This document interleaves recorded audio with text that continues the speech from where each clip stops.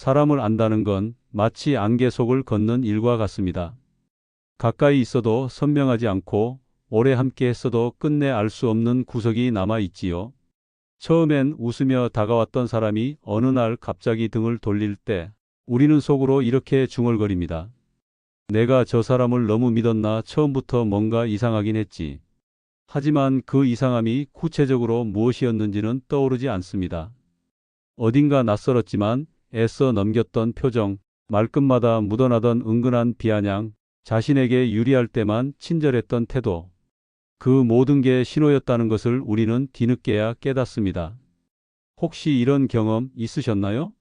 오랜 세월 믿어왔던 친구가 내 뒤에서 험담을 하고 있었다는 걸 알았을 때, 함께 고생하던 이가 돈을 좀 벌더니 달라진 눈빛으로 날 대할 때, 한없이 다정하던 사람이 내가 약해졌을 때, 차가운 돌처럼 변했을 때, 그 순간 우리는 마음속 깊은 곳에서 묻습니다. 그 사람은 원래 그런 사람이었을까? 아니면 지금 변한 걸까? 이 질문의 답은 사실 그리 어렵지 않습니다.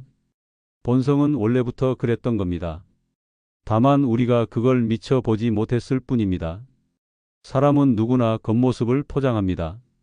때론 말로, 때론 미소로, 때론 정성스러운 인사로 자신을 꾸밉니다. 하지만 아무리 정교하게 감췄다 해도 본성은 자기도 모르게 흘러나오기 마련이지요. 그 사람의 무의식적인 말버릇, 아무도 보지 않을 때의 행동, 힘을 가졌을 때 드러나는 태도 속에 그의 진짜 모습이 고스란히 담겨 있습니다. 우리가 그동안 겪어온 수많은 관계의 고통도 이 본성을 제때 알아보지 못했기 때문이 아니었을까요? 만약 누군가의 말과 행동 속에 숨겨진 신호를 잇는 눈을 가질 수 있다면 우리는 불필요한 인연을 줄이고 상처받을 일도 줄이고 진심으로 곁에 둘 사람을 더 빨리 알아볼 수 있을 것입니다. 오늘 지혜 선물에서 함께 나눌 이야기는 사람의 본성을 간파하는 5가지 신호에 대한 이야기입니다. 이건 단순한 심리학 강의도 누군가를 비난하려는 이야기도 아닙니다. 오히려 나를 지키기 위한 삶의 방패이며 지혜로운 인생을 살아가기 위한 나침반이 되어 줄 것입니다. 첫 번째 신호는 우리가 가장 많이 마주하는 옷차림에 관한 이야기입니다. 옷은 단순한 패션이 아니라 그 사람이 누구인지를 말없이 말해주는 언어입니다. 같은 정장을 입었더라도 어떤 사람은 권위를 과시하기 위해 어떤 사람은 단정함을 중요하게 여겨 입습니다. 그 차이를 구분할 수 있는 눈이 필요합니다. 두 번째 신호는 말버릇입니다. 사람의 말은 곧 마음의 창입니다. 아무리 좋은 말을 골라 해도 말끝마다 튀어나오는 습관은 본심을 숨기지 못합니다. 겸손을 빙자한 자랑, 끊임없이 말을 가로채는 태도, 무례한 농담을 던지고는 장난이었어라는 말로 책임을 피하는 사람. 그 말 안에는 그 사람의 인격이 고스란히 담겨 있습니다. 세 번째 신호는 권력입니다. 아주 작은 힘만 생겨도 돌변하는 사람이 있습니다. 직장에서는 작은 직급 하나로 갑질을 하고 모임에서는 총무라는 이름으로 사람을 휘두르려 하지요. 이런 사람은 더 큰 힘을 가지면 더 큰 해가 될 수 있습니다. 네 번째 신호는 약속을 대하는 태도입니다. 사람은 말을 통해 약속을 하지만 그 약속을 지키는가의 여부는 책임감과 인격을 말해줍니다. 작은 약속을 반복해서 깨는 사람은 결국 중요한 순간에도 당신을 실망시킬 가능성이 큽니다. 그리고 마지막 5번째 신호는 타인의 성공에 대한 태도입니다. 진심으로 함께 기뻐해 주는 사람과 겉으로는 웃으며 뒤에서는 깎아내리는 사람은 전혀 다른 마음을 품고 있는 법이지요.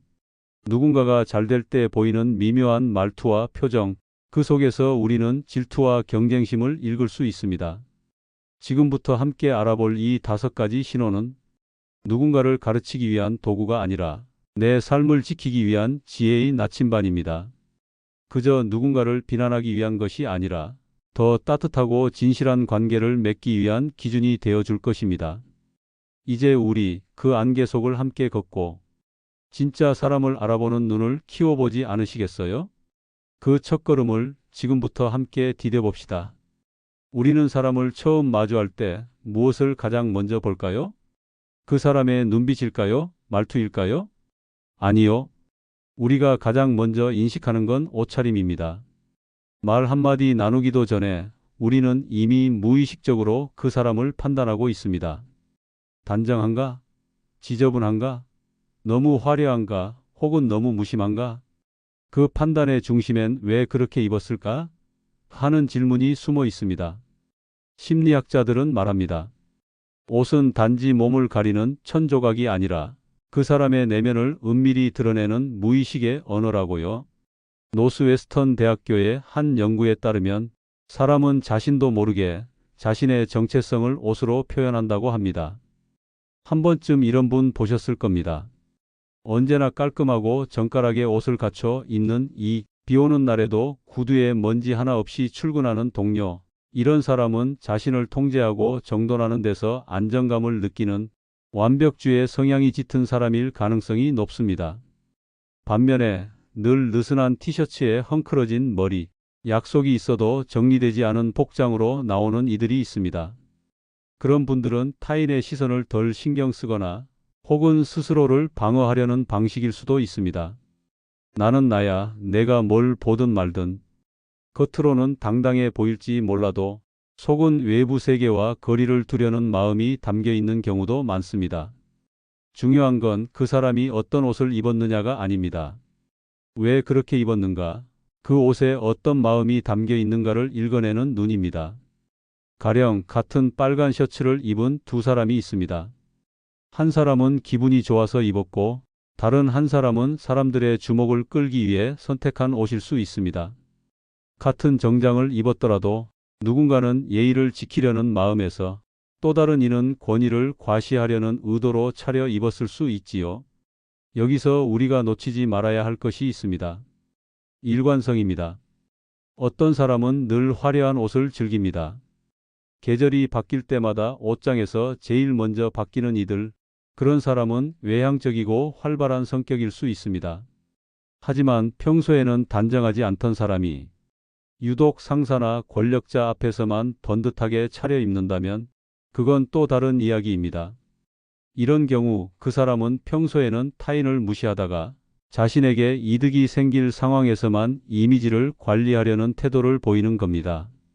즉, 본성은 타인을 이용하려는 쪽에 더 가까운 셈이지요. 누군가는 이렇게 말할지도 모릅니다. 요즘 세상에 옷차림 가지고 사람을 판단하나? 하지만 우리는 모두 압니다. 사람의 본성은 아무도 보지 않는 순간에 가장 정확하게 드러난다는 것을요. 그 사람의 옷차림을 꾸미지 않은 평소의 모습에서 그가 어떤 마음으로 살아가는지를 엿볼 수 있습니다. 실제로 프랑스 철학자 롤랑 바르트는 옷은 기호다. 조용한 언어로 사람의 정체성을 말해주는 표지판이다. 라고 말했습니다. 말은 꾸밀 수 있지만 무의식적으로 고른 옷에서는 본심이 드러난다는 뜻이지요. 특히 나이가 들수록 옷차림에서 드러나는 태도는 더 깊은 의미를 갖습니다. 60대가 넘어서도 여전히 자신을 가꾸는 사람, 단정한 옷차림으로 하루를 시작하는 사람은 자신의 삶을 성실하게 살아내려는 의지를 표현하는 겁니다. 반면 무너진 옷차림 속에는 포기와 무기력이 숨어 있는 경우도 있습니다. 우리 어르신들께서도 살아오시며 이런 경험 많으셨을 겁니다. 어느 날 자녀가 갑자기 고급 정장을 입고 와서는 평소보다 말투도 달라지고 자기 과시가 강해졌을 때 느꼈던 낯선 기운, 혹은 손주가 친구 앞에서만 멀끔하게 꾸미고 집에서는 무심한 모습을 보일 때의 서운함. 그건 단순한 옷의 문제가 아닙니다. 그 아이의 본심이 그 옷 안에 담겨 있는 것입니다. 그렇다고 모든 화려한 옷차림을 의심하라는 건 아닙니다. 중요한 건 그 옷이 자기다움에서 비롯된 것인가, 아니면 타인을 위한 계산된 포장인가를 구분하는 눈을 갖는 것입니다. 요즘 세상은 점점 더 겉모습 중심으로 흐르고 있습니다. 패션, 메이크업, 스타일링. 이 모든 것이 하나의 브랜드처럼 여겨지는 시대지요. 하지만 우리는 잊지 말아야 합니다. 그 모든 포장의 뒤편에도 진짜 사람이 있다는 것을. 그 사람의 옷차림을 바라볼 때 우리는 이렇게 질문해야 합니다. 이 옷은 그 사람의 어떤 마음을 말하고 있는가? 그리고 더 나아가 우리 자신의 옷차림도 돌아볼 수 있어야 합니다. 나는 오늘 어떤 옷을 왜 입었는가? 그 옷에 담긴 내 마음은 무엇인가? 이처럼 옷은 우리 삶의 거울입니다. 무의식의 언어이며 자신을 설명하는 조용한 문장이기도 합니다. 사람의 본성을 알아보는 첫 번째 신호. 그것은 바로 그 사람이 입은 옷이 말없이 들려주는 이야기입니다. 지금부터는 겉모습 그 자체보다는 그 안에 담긴 의도와 마음을 읽어내는 따뜻한 눈을 가지시길 바랍니다. 사람의 말은 마음의 그림자입니다. 겉으로는 웃고 있어도 말 한마디에서 진심이 묻어나고 표정은 꾸밀 수 있어도 말버릇은 숨길 수 없습니다. 우리는 살아오며 수많은 사람의 말을 듣습니다. 격려하는 말, 칭찬하는 말, 비난하는 말, 무심한 말. 그리고 어느 날 그 말이 의외의 상처가 되어 가슴에 박히는 순간을 경험하지요. 내가 언제 그랬어? 그냥 농담인데 왜 그래? 그런 건 다 지나가는 거야. 뭘 그렇게 예민하게 굴어? 그 순간 우리는 어렴풋이 깨닫습니다. 저 사람의 진짜 마음은 저런 말 안에 숨어 있었구나. 말은 입에서 나왔지만 사실은 그 사람의 본성이 말한 것이라는 걸요. 미국 하버드 대학교의 심리학 연구에 따르면 사람의 성격은 말투와 사용하는 단어에서 그대로 드러난다고 합니다. 특히 무의식적으로 튀어나오는 말버릇은 그 사람의 사고방식, 감정 습관, 인간관계를 대하는 태도를 보여주는 신호입니다. 첫 번째로 주의 깊게 봐야 할 말버릇은 자기 자랑입니다. 나도 옛날에 그런 거 해봤지. 내가 알던 사람 중에도 그런 사람 있었어. 이런 말로 대화의 초점을 자꾸 자신에게 돌리는 사람. 그들은 겉으론 유능하고 경험 많은 사람처럼 보일 수 있지만 실제로는 자기 확신이 부족하고 인정받고 싶은 욕구가 강한 사람일 수 있습니다. 심리학자 마크 레어리는 말합니다. 끊임없이 자신을 드러내려는 사람일수록 내면의 불안이 크다. 이런 사람과 가까워지면 처음엔 든든한 친구 같지만 결국 중요한 순간에 자신만의 이익을 먼저 챙기는 이기적인 태도로 돌아설 가능성이 높습니다. 두 번째는 남의 말을 자주 끊는 사람입니다. 이야기를 나누다 보면 말끝마다 끼어드는 이들이 있습니다. 그거 아니야. 내가 아는데. 잠깐만 내가 설명해 줄게. 대화는 공처럼 주고받는 거라 했습니다. 하지만 이런 사람은 혼자 공을 쥐고 놓지 않으려 하지요. 남의 말을 가로막는 행동은 단순한 성격 문제가 아닙니다. 심리학자 데보라 태원 교수는 말을 자주 끊는 사람은 무의식적으로 상대를 지배하려는 태도를 가진다고 설명합니다. 그들은 상대방보다 우위에 서고 싶고 대화를 통제하려는 욕구가 강한 사람입니다. 세 번째는 겸손한 척하지만 실은 자랑하는 사람입니다. 아유, 제가 뭐 얼마나 하겠어요. 에이, 그건 다 운이었죠. 이런 말 우리 어르신들도 한두 번쯤은 들어보셨을 겁니다. 처음엔 겸손하게 들리지만 그 말 뒤에 숨겨진 진짜 의도는 칭찬을 유도하고 인정받고 싶어하는 마음입니다. 스탠퍼드 대학교 연구에 따르면 사람은 자신을 낮추는 척하면서도 내심 더 많은 관심을 기대하는 경향이 있다고 합니다. 이를 겸손 마케팅이라고 부르기도 하지요. 이런 사람은 진짜 겸손하지 않습니다. 상대방의 반응을 조종하려 하고 말의 흐름을 자기 쪽으로 끌고 가려는 성향이 있습니다.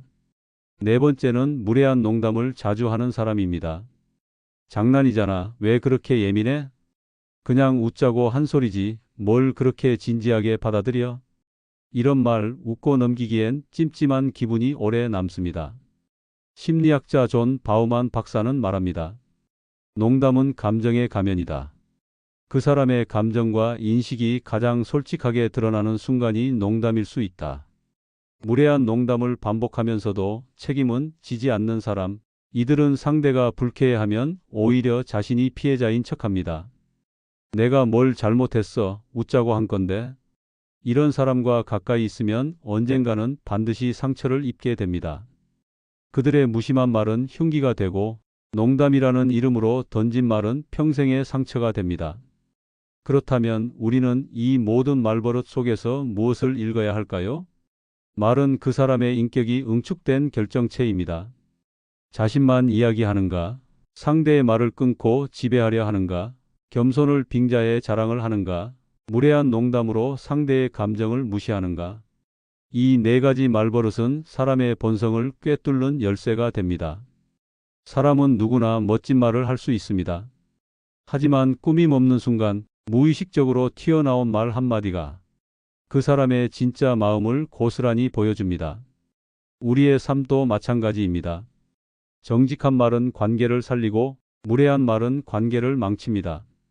따뜻한 말은 마음을 열게 하고 비꼬는 말은 마음을 닫게 합니다. 독일 철학자 비트겐슈타인은 내 언어의 한계가 곧 내 세계의 한계다라고 말했습니다.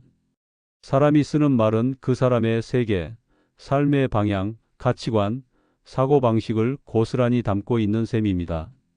이제 대화를 나눌 때 그 사람의 말끝을 유심히 들어보세요.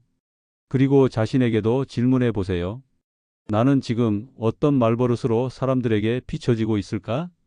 말은 결국 관계의 다리입니다. 그 다리가 정직하고 단단할수록 우리 인생의 길도 더 따뜻하고 든든해질 것입니다. 사람은 평범할 때는 누구나 착한 얼굴을 하고 있습니다. 겸손하고 다정하며 말도 부드럽고 조심스럽습니다.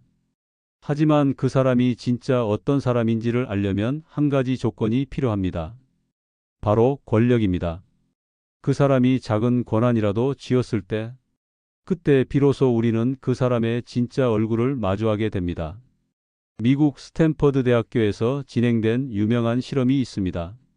스탠퍼드 감옥 실험이라 불리는 이 실험에서 학생들에게 교도관과 죄수의 역할을 맡겨 가상의 교도소를 운영하게 했습니다. 불과 며칠도 지나지 않아 교도관 역할을 맡은 학생들이 점점 더 공격적이고 지배적인 태도를 보이기 시작했습니다. 그들은 죄수를 조롱하고 모욕하고 통제하며 마치 진짜 권력을 쥔 사람처럼 행동했습니다. 심리학자 필립 짐바르도 교수는 이 실험을 통해 권력이 사람을 변하게 하는 것이 아니라 이미 마음속에 있던 본성이 권력을 통해 드러나는 것이라고 말했습니다. 현실에서도 이런 장면은 흔하게 벌어집니다. 한때는 함께 커피 마시며 웃던 동료였던 사람이 팀장이 된 후엔 말투가 바뀌고 눈빛이 달라지고 작은 실수 하나에도 따갑게 몰아세우는 사람이 됩니다.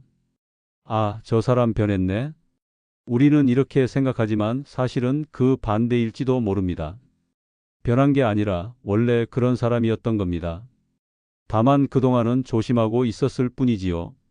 조금의 힘이 생기자 더 이상 감출 이유가 없어졌을 뿐입니다. 이런 사람은 흔히 말합니다. 이제 내가 책임자니까 어쩔 수 없잖아. 하지만 책임과 권위는 다릅니다. 책임은 품는 것이고 권위는 휘두르는 것입니다. 둘은 전혀 다릅니다. 혹시 주변에 이런 사람은 없으셨나요?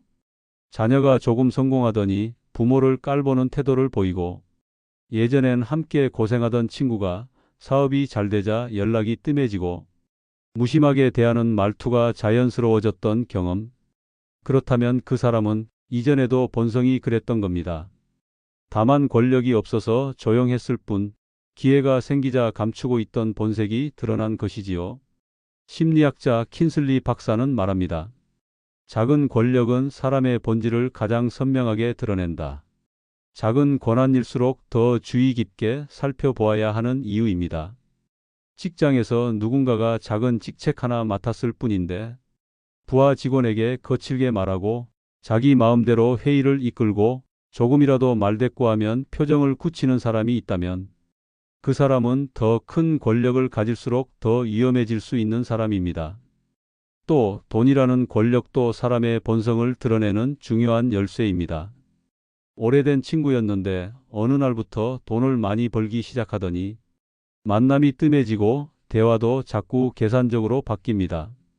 그건 돈으로도 해결 못해라든지 이제 그런데 가기엔 나한테 안 맞아. 이런 말을 하는 그 순간 우리는 서늘함을 느낍니다.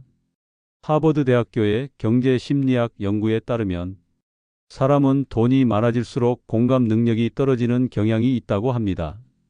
타인의 고통에 무뎌지고 자신이 더 우위에 있다고 착각하게 된다는 겁니다. 그런 사람과의 관계는 처음엔 부러움이었지만 나중엔 외로움과 소외로 변하게 됩니다. 돈은 그 사람을 바꾼 게 아닙니다. 오히려 숨겨져 있던 그 사람의 진짜 마음을 끌어낸 것뿐입니다. 또 하나 주의해야 할 대상은 아주 작은 역할, 예를 들어 모임의 총무나 회계처럼 작은 권한을 쥐었을 때 갑자기 달라지는 사람입니다. 그동안은 다정했던 사람이 돈 문제로 까다롭게 굴기 시작하고 자기 뜻대로 일이 안 되면 목소리를 높이는 모습에서 우리는 본성을 엿볼 수 있습니다. 사람은 권력을 대하는 방식에서 그 진심이 드러납니다. 어떤 사람은 권력을 손에 쥐면 더 조심스럽고 더 겸손해지고 또 어떤 사람은 높아진 자리를 자신을 드러내는 무대로 착각합니다. 독일 철학자 니체는 이렇게 말했습니다. 권력은 인간을 타락시키지 않는다. 권력은 인간을 드러낼 뿐이다. 이 말은 단순한 철학이 아닙니다. 우리가 살아온 삶 속에서 수없이 마주친 현실의 정답입니다. 우리는 이제부터 사람을 볼 때 이 질문을 스스로에게 던져야 합니다. 저 사람은 작은 권한을 가졌을 때 어떤 태도를 보였는가? 자리를 얻은 뒤에도 같은 눈빛과 말을 유지했는가? 힘이 생긴 뒤에도 사람을 존중했는가? 그리고 동시에 우리 자신에게도 물어야 합니다. 내가 누군가보다 조금 더 우위에 설 때 나는 어떻게 행동하고 있는가? 그 질문이 쌓이면 우리는 더 좋은 사람을 알아볼 수 있고 더 신뢰할 수 있는 관계만 남게 됩니다. 사람의 본성을 알아보는 세 번째 신호는 그 사람이 힘을 가졌을 때 보여주는 태도입니다.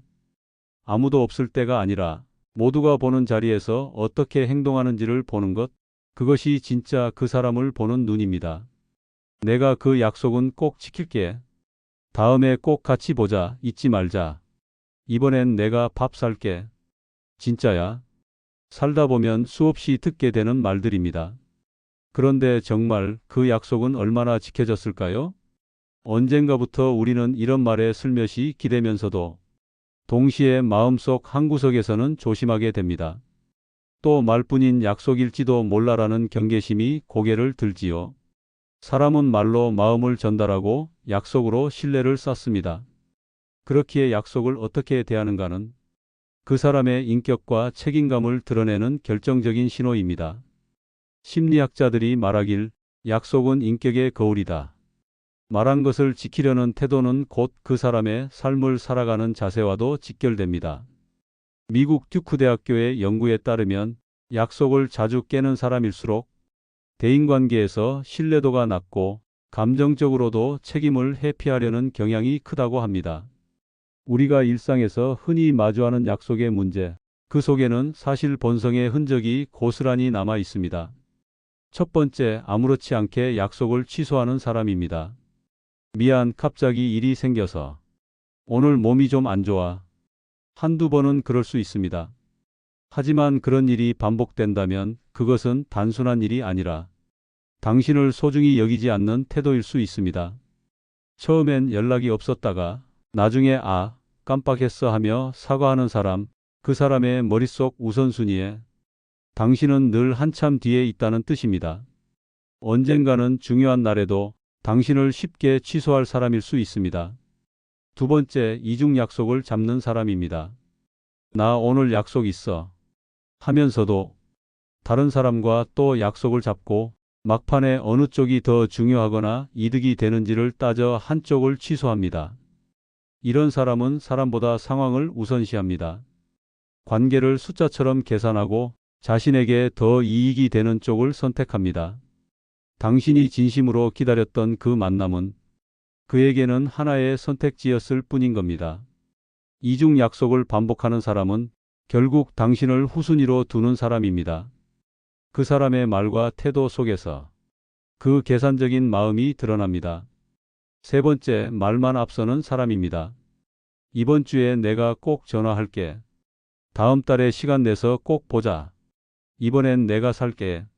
하지만 시간이 지나도 아무 소식 없습니다. 다시 만나면 또 말합니다. 요즘 너무 바빴어. 정신이 없었지 뭐야. 이런 사람은 말을 쉽게 내뱉지만 행동으로 옮기지는 않습니다. 진심으로 당신을 만나고 싶은 마음이 있다면 잠깐의 전화 한 통, 짧은 메시지 하나쯤은 가능했을 텐데 말이지요. 그렇기에 우리는 이런 사람을 대할 때 상대의 말이 아니라 행동을 보아야 합니다. 작은 약속을 소중히 지키는 사람은 큰 신뢰를 만들어 갑니다. 반대로 말만 번지르르한 사람은 결국 크든 작든 당신을 실망시킬 사람일 수 있습니다. 약속을 지킨다는 것은 시간을 지키는 것이고 마음을 지키는 것이며 상대를 존중하는 것입니다.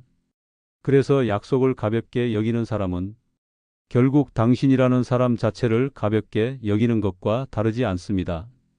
그리고 그 사람의 약속을 대하는 태도는 그 사람의 평소 관계에 맺은 방식, 책임감, 인간에 대한 존중을 말없이 보여줍니다. 우리가 자주 놓치고 넘어가는 약속을 깬다는 이 작고 사소한 일이 사실은 그 사람의 본심을 알 수 있는 가장 분명한 길일 수도 있습니다. 독일 철학자 칸트는 이렇게 말했습니다. 약속을 쉽게 어기는 사람은 언젠가 신뢰를 잃고 고립될 것이다. 그 말처럼 신뢰는 쌓는 데는 시간이 걸리지만 깨지는 것은 단 한 번이면 족합니다. 혹시라도 여러분 주변에 늘 약속을 미루고 취소하고 기억하지 못하는 사람이 있다면 그 사람과의 관계에서 너무 많은 기대를 하지 마시길 바랍니다. 그리고 동시에 우리 자신도 돌아볼 수 있어야 합니다. 나는 지금 누군가에게 한 약속을 가볍게 여기고 있지는 않은가? 누군가가 내 말을 진심으로 기다리고 있는데 나는 핑계와 바쁨으로 그 마음을 외면하고 있지는 않은가? 약속은 말로만 하는 것이 아닙니다. 진심을 담아 지켜내는 행동, 그것이야말로 가장 깊은 신뢰와 사랑의 표현입니다. 사람의 본성을 알아보는 네 번째 신호는 그 사람이 약속을 어떻게 대하는가에 달려 있습니다. 작은 약속 하나를 얼마나 성실히 지키는가, 그 안에 그 사람의 인격이 담겨 있습니다. 사람의 본성은 언제 가장 선명하게 드러날까요? 슬플 때일까요? 힘들 때일까요? 아니요. 진짜 그 사람을 보려면 내가 잘 될 때를 보면 됩니다. 누군가의 성공은 축하의 대상이자 동시에 비교의 거울입니다. 그 거울 앞에서 어떤 사람은 환하게 웃고 어떤 사람은 속으로 입꼬리를 내립니다. 그 반응 속에 그 사람의 진짜 마음이 숨어 있습니다. 우리는 인생을 살아가며 수많은 이정표를 만나고 누군가는 먼저 앞서 나가고 누군가는 조금 느리게 뒤따릅니다. 하지만 진심 어린 관계는 속도가 다르더라도 서로를 응원하며 함께 걷는 동행이지요. 그런데 안타깝게도 내가 좋은 소식을 전했을 때 진심으로 기뻐해 주는 사람보다 미묘한 말투로 기쁨을 반으로 줄여버리는 사람들이 더 많습니다. 와, 잘됐다. 근데 너무 빨리 잘된 거 아니야? 그거 내 실력도 있겠지만 운도 좀 따랐겠지. 그래도 지금만 좋겠지. 나중에 어찌 될지 몰라. 칭찬인 듯 보이지만 사실은 은근한 견제입니다. 그 말 한마디에 괜히 마음이 서늘해지고 기쁨이 조금씩 줄어드는 경험 혹시 한 번쯤 해보신 적 있으신가요? 심리학자들은 이런 말을 이중 메시지라고 부릅니다. 말은 축하하는 듯하지만 표정이나 어투, 말끝에서는 다른 감정이 묻어나는 겁니다. 이중 메시지를 자주 쓰는 사람은 타인의 성취를 온전히 받아들이지 못하고 질투와 경쟁심을 감추려는 본능이 강한 사람입니다. 이런 사람들의 특징은 처음엔 칭찬하다가 나중엔 깎아내리는 것입니다. 넌 진짜 대단해. 근데 솔직히 요즘은 누구나 그런 기회 잡을 수 있는 거 아니야? 그냥 타이밍이 좋았던 거겠지. 이들은 상대방이 잘 되는 모습을 보며 마음속에 불편함을 느낍니다. 표면적으로는 축하하지만 속으로는 왜 나는 안 됐을까 하는 비교와 열등감이 꿈틀댑니다. 두 번째는 타인의 기쁨을 자기 이야기로 바꾸는 사람입니다. 너 그 상 받았다며? 근데 그거 나도 예전에 추천받았던 건데 내가 조금만 더 준비했으면 나도 될 수 있었어. 비슷한 기회가 있었는데 그냥 안 했지. 이들은 상대방의 성공을 자신의 기회로 끌어오며 나도 할 수 있었어라는 메시지를 강조합니다. 사실은 축하가 아니라 자신의 자존심을 지키기 위한 무의식적 방어입니다. 이런 말들은 듣는 사람으로 하여금 자신의 성취가 축소된 듯한 느낌을 받게 하고 기쁨이 서서히 줄어들게 만듭니다. 세 번째는 성공한 사람을 비꼬거나 경계하는 사람입니다. 요즘 너 잘 나가더라? 이제 나 같은 사람은 안 보겠네? 그렇게 잘 나가더니 변했네. 옛날엔 안 그랬잖아. 조심해. 너무 잘 나가다 보면 발목 잡히는 법이야. 이런 말들은 직접적인 공격이 아니라 말끝마다 불편한 기운을 흘립니다. 성공한 상대를 은근히 조롱하거나 경계심을 드러냄으로써 자신의 불안감을 덜어내려는 방식입니다. 이들은 누군가가 자신보다 앞서 나가는 것이 도무지 견디기 어려운 사람들입니다. 상대의 행복에 동참하지 못하고 그 기쁨이 마치 자신의 손실이라도 되는 듯한 착각에 빠져 있습니다. 미국 UCLA 심리학 연구에 따르면 질투가 강한 사람일수록 타인의 성공을 받아들이지 못하고 관계를 망칠 가능성이 높다고 합니다. 그리고 이 질투는 단순한 감정이 아니라 그 사람의 관계 방식 전체에 영향을 미칩니다. 이런 사람과 가까이 있다 보면 처음엔 사소한 말 한마디가 나중엔 큰 불신과 멀어짐으로 이어지게 됩니다. 그렇다면 우리는 어떻게 해야 할까요? 먼저 진심으로 축하해 주는 사람을 알아보는 눈이 필요합니다. 기쁜 소식을 전했을 때 눈빛부터 환하게 빛나는 사람, 자신의 일처럼 웃으며 손을 잡아주는 사람, 이런 사람은 진짜 내 편입니다. 그리고 동시에 질투 어린 말투와 은근한 견제를 하는 사람은 가까이 하되 너무 깊이 마음을 열지 않는 것이 자신을 보호하는 지혜입니다. 무엇보다 중요한 건 우리 자신도 그런 사람이 되지 않도록 돌아보는 일입니다. 누군가의 좋은 소식을 들었을 때 내 마음속에서 일어나는 첫 반응이 질투인지 축하인지 그 감정을 솔직히 마주하는 용기가 필요합니다. 심리학자 알프레드 아들은 이렇게 말했습니다. 열등감이 강한 사람일수록 타인의 행복에 불편함을 느낀다. 질투는 감정이 아니라 신호입니다.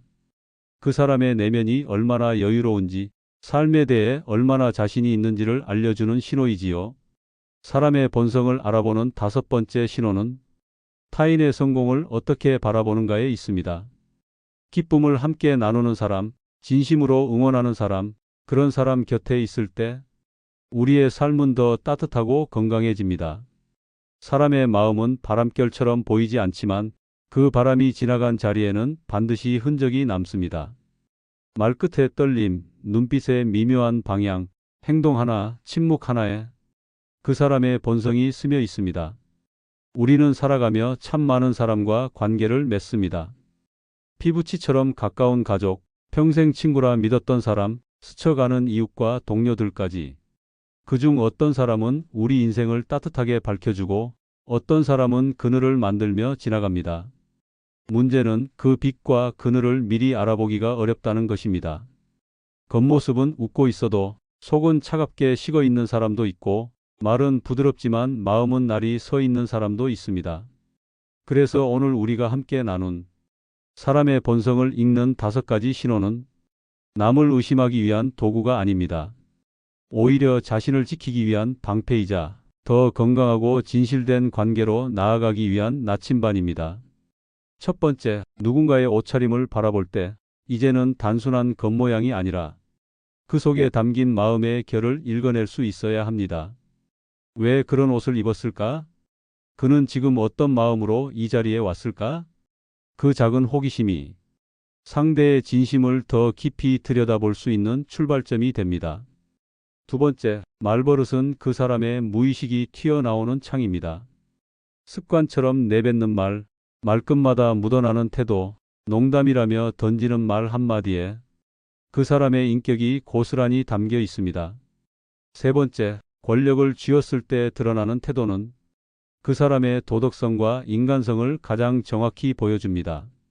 조금의 힘만 가져도 교만해지고 작은 자리에 올랐다고 사람을 무시하는 이들이 있다면 그들은 더 큰 자리를 가졌을 때 더 큰 해를 입힐 수 있는 사람일지도 모릅니다.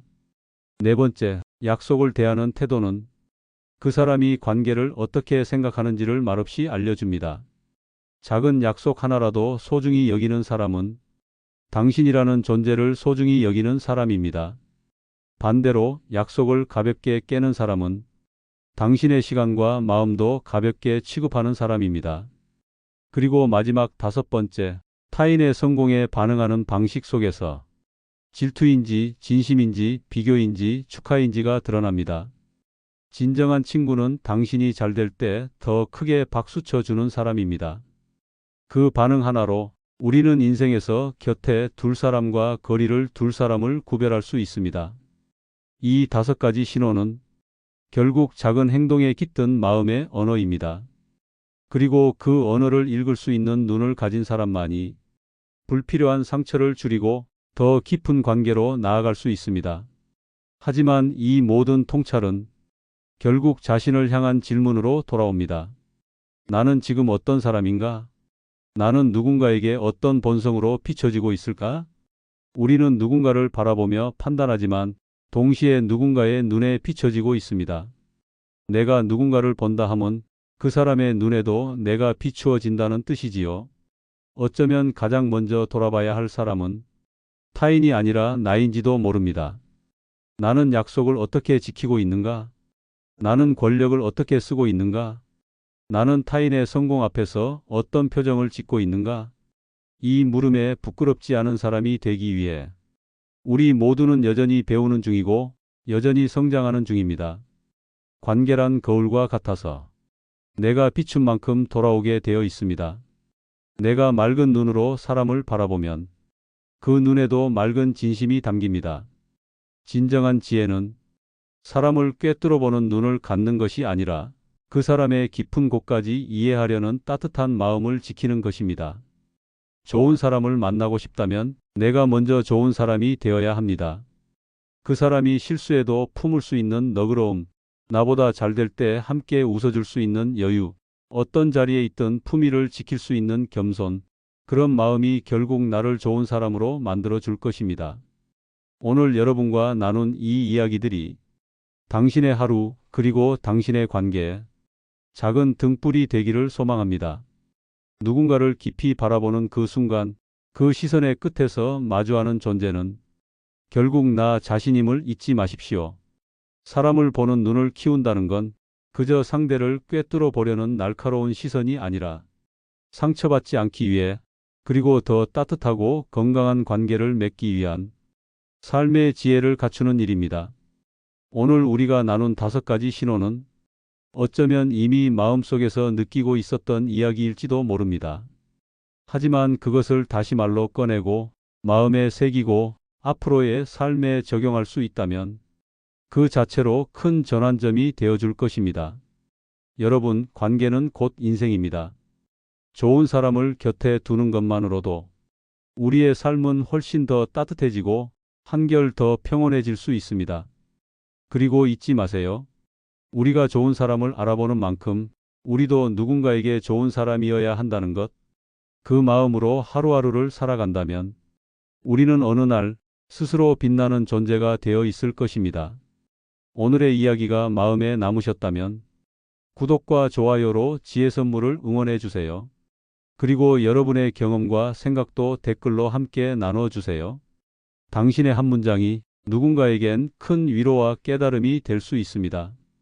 함께 나눈 이 시간이 당신의 하루에 작은 등불이 되었기를 바랍니다. 다음 영상에서 또 뵙겠습니다. 지금까지 지혜 선물이었습니다.